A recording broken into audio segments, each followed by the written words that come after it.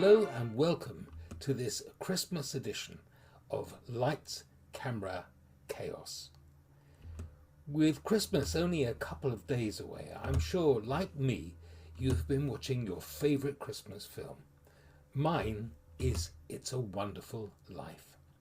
It's the ultimate feel-good movie, tracing how one man's life can impact so many others without him even realising it. And by reflection, how our lives can do the same. It stars James Stewart, and of all the films he made, this is, along with the director Frank Capra, his favourite. The film is set in an archetypal imaginary American town called Bedford Falls. The set was meticulously constructed for the movie, featuring shop fronts, offices and houses. And it was built over 4 acres. It still exists today and has been renamed as Seneca Falls. The snowy blizzard scenes appear so real that you actually feel the chill just watching them, when in fact the scenes were filmed at the height of summer with temperatures above 90 degrees and the actors sweltering in coats and scarves. We accept It's a Wonderful Life as a box office hit, but it had a difficult birth. It went through years of development and rewrites, overran its budget, drew political suspicion, and then disappointed at the box office, before becoming a classic decades later, thanks mainly to a copyright lapse that led to constant TV showings. The film began as an unpublished short story called The Greatest Gift by Philip Van Doren Stern, who circulated it as a Christmas card until the studio RKO bought the rights and then sold them to the director Frank Capra, who developed it as his first post-war film project. Capra's new company, Liberty Films, took a financial risk on the project, committing to an ambitious, effects-heavy production with a substantial budget for the time. Capra and his collaborators went through multiple screenplay versions and rewrites before and even during the shooting of the film, contributing to schedule and cost pressures. The final budget has been reported at over $3 million, a tremendous amount for that time, and the film's failure to earn that back left Liberty Films in serious debt. On its release in 1946, the film did earn some positive reviews and an Oscar nomination, but it underperformed financially, finishing the year with a loss estimated at over $500,000. And that was a real impact for RKO Studios and, of course, for Frank Capra's company Liberty.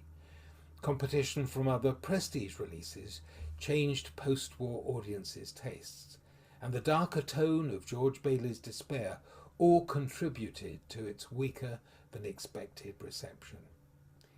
In the late 1940s and early 1950s, the FBI flagged the film for supposed communist leanings, objecting to its negative portrayal of a wealthy banker and its sympathy for ordinary townspeople.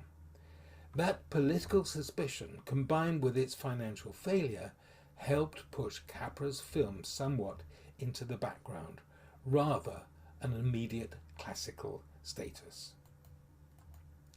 But in 1974, a clerical error led to the film's copyright renewal being mishandled, effectively allowing the movie's image to enter the public domain in the United States. Because TV stations could broadcast it very cheaply, they ran it heavily every Christmas for years, gradually turning a former box office disappointment into one of the most familiar and beloved holiday films. Here is one of the film's most poignant scenes, taken from a Michael Parkinson interview with the star James Stewart, in which he discusses his feelings about the movie and his part as George Bailey. But before you go on then, Jimmy, can we have a look at the scene then from from Wonderful Life? Yeah. I didn't realise, in fact, that it wasn't a commercial success, because it's a nice little movie, isn't it? But it's amazing. It's my favorite picture, and Frank Capra's favorite picture. Yeah. Oh, God.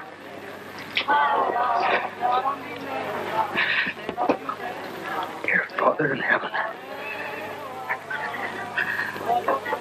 I'm not a praying man, but if you're up there and you can hear me, show me the way. I'm at the end of my rope. Show me the way. You said, Jimmy, that was your favourite movie of all. Of all the movies you made, that's still remember. Yeah. Why is that? I don't know. A lot of reasons. I just noticed that scene there. That scene, I remember when I first read the first draft of the script, and that scene, the little prayer, affected me. And when I read it first, when I did it in the movie, it did, and it did the same to me right now. As with George, I hope you realise the gift that you are to others, and have a wonderful Christmas, New Year, and that you too have a wonderful life. Sir? That's a Christmas present from a very dear friend of mine. Look, Daddy, teacher says every time a bell rings, an angel gets his wings. That's right. That's right. Attaboy, Clarence.